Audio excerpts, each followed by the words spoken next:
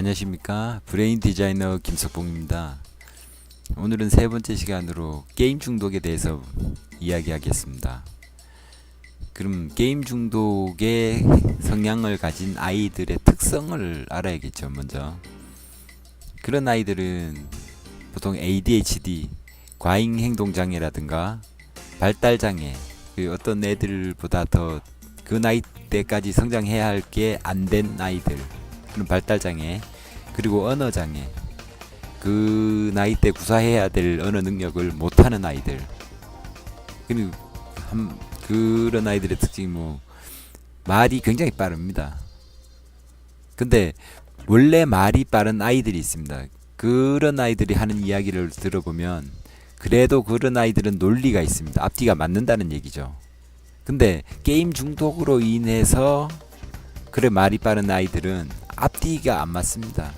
갑자기 엉뚱한 말을 합니다. 거의 4차원이라고 할 수 있죠. 4차원적인 이야기, 다른 대답을 한다는 거죠. 즉 그 산만한 아이들, ADHD, 그 발달장애, 발달이 늦어진 아이들, 그리고 언어장애, 이런 것들이 꼭 게임만으로 오는 건 아닙니다. 그리고 먹는 음식, 농약이 포함된 음식들, 그리고 TV 시청, 과다한 학습, 그게 스트레스죠. 그리고 각종 폭력들, 그 중에 또 게임이 들어간다는 겁니다. 이런 것들로 이런 현상의 아이들이 요즘 세대에 기하급수적으로 늘어나죠. 옛날 같으면 한 반에 한두 명이 있을 애들인데 요즘은 한두 명이 차분한 아이죠. 그렇게 바뀌어간다는 겁니다. 그 아이들을 키우기가 힘들다는 거죠. 그런 것들이 이렇게 게임 중독 성향을 나타냅니다. 그런 아이들이 또 쉽게 게임에 몰입하고, 그런 성향을 나타내는 아이들이 게임 중독입니다. 자, 왜 게임 중독에 걸린 아이들이 과잉행동장애, 발달장애, 언어장애, 심지어 사이코패스, 소시오패스, 이런 것들도 왜 나타나는지, 제가 그 스키마 이론, 즉 심리학에서 말하는 스키마와 뇌과학에서 이야기하는 그 사용한 뇌세포는 살아남는다는 이론하고 두 개를 접목시켰습니다. 그 두 개를 접목시켜 보면 그 하나의 행동을 하면, 스키마 이론은 하나의 행동을 하면 그게 경험한 것들이 뇌에 흔적을 남긴다는 겁니다. 즉 뇌세포가 살아남는다는 거죠. 그러면 그 어린아이들이 밖에 뛰어놀면서 오감을 사용해서 보고 듣고 접촉하면서 느꼈던 것들이 오만상 기억에 살아남는데, 그렇게 못하고 게임만 하던 아이들은 그것만이 기억에 살아남는다는 겁니다. 그렇게 되면 다른 발달할 능력들이 못 발달하는 거죠.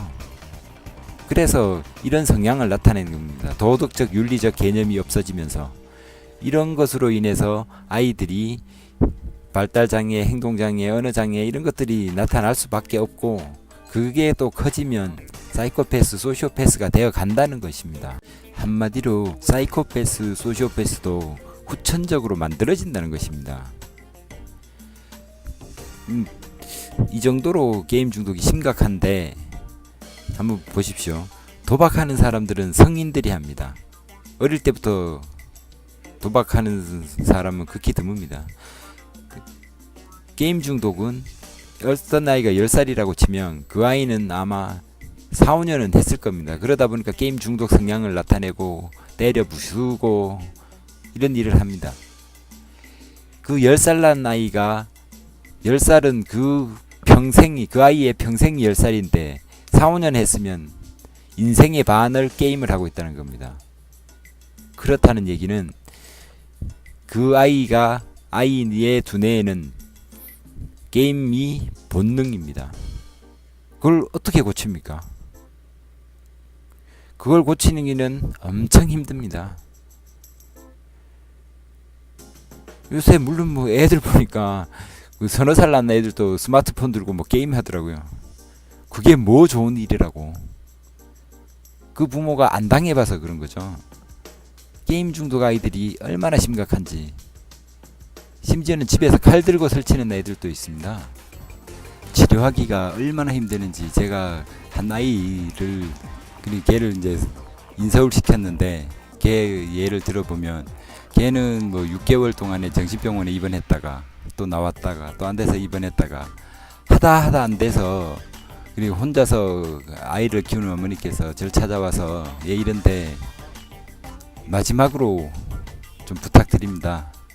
그래서 제가 받아서 이제 치료를 하게 된대. 아니, 제가 치료라는 말을 쓰면 안 되죠. 의사가 아니니까. 의사도 못 고치는 거를 난 고쳤는데 그래도 치료라는 말을 쓰면 안 된답니다. 그렇게 해서 고쳤는데, 걔가 우리 집에 와서 3개월 있을 동안에 3개월쯤 지나니까 정신착란 증세가 나타납니다.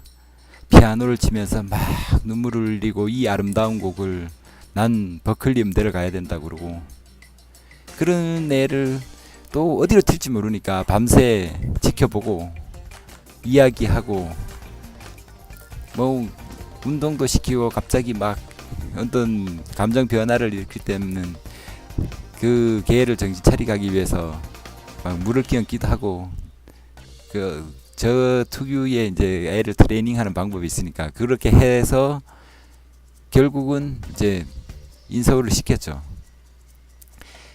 그런 치료라기보다는 그 1년간을 그걸 소비해서 애를 제정신으로 돌아오게 한 다음에 이제 1년 반 동안 공부를 시켜서 고등학교 졸업 막 검정고시 대학교를 보냈습니다. 그 과정이 집에서는 얘를 처음에 데려올 때 엄마가 잡아가라 그래서 집에 갔더니 누구냐고 그러더니 부엌으로 가더라고요. 부엌으로 가서 식칼을 꺼내려고 해서 그때 머리끄댕이를 잡아 들고 끌고 온 애입니다. 그리고 이 정도로 고치기 힘들다는 겁니다. 그거를 아무 생각 없이 어릴 때부터 애들 스마트폰 주고 게임 뭐 컴퓨터 하게 해주고,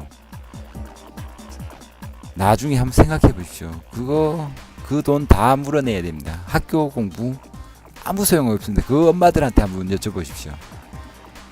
그런 것들 신경 쓰지 말고 게임 중독 만들지 말라고 그럽니다.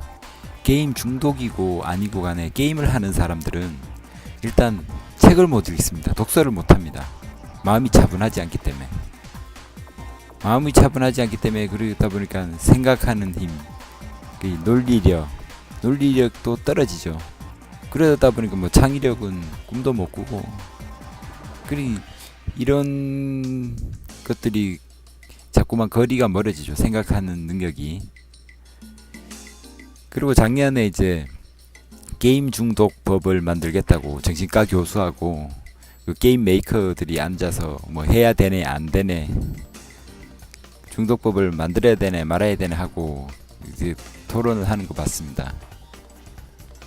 무슨 게임 중독을 치료하지도 못하는 사람이 게임 법안을 만들겠다고 하고, 그리고 또 게임 메이커들은 뭐 게임 중독에 걸린 애들이 몰입하는 애들 2%밖에 안 된다. 그건 서로 낮추고 서로 늘리고 하는 건, 뭐 그런 사람들끼리 앉아서 뭘 만들고 뭐 자시고 하고 있습니까?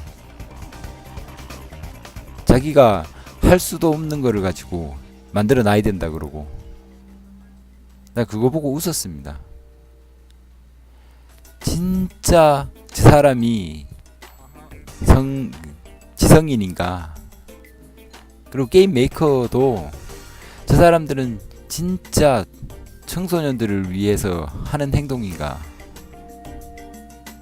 이 교육을 담당하는 사람들은 그거 보고 한숨만 나오죠.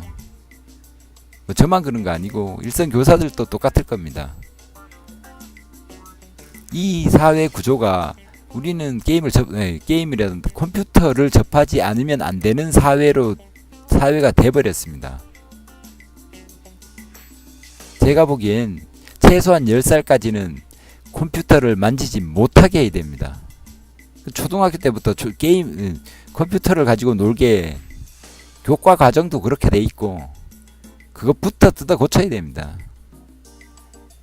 컴퓨터 한 몇 번만 클릭하면 게임을 찾을 수 있는 건데, 그 어린 나이에 애들을 벌써 컴퓨터에 노출시켜서 뭐 하자는 겁니까?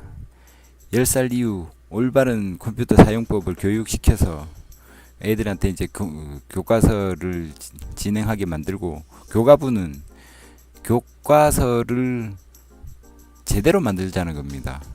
컴퓨터를 무조건 안겨주는 게 아니라 컴퓨터를 안겨주면서 사용법을 제대로 익혀서 하게끔, 그리고 도덕적인 윤리 교육을 시키고, 그리고 법안을 만들려면 산업에 도움이 되는 법안을 만들어야지 무조건 안 된다, 그것도 말이 안 되죠. 그리고 게임을 만드는 사람은 뭐 수출, 산업의 이익을 담당해서 뭐 2% 어쩌고 그런 거 하지 말고 게임 치유 센터를 만드십시오. 그거 만드는 데 도움을 주십시오. 그러면 됩니다. 감사합니다.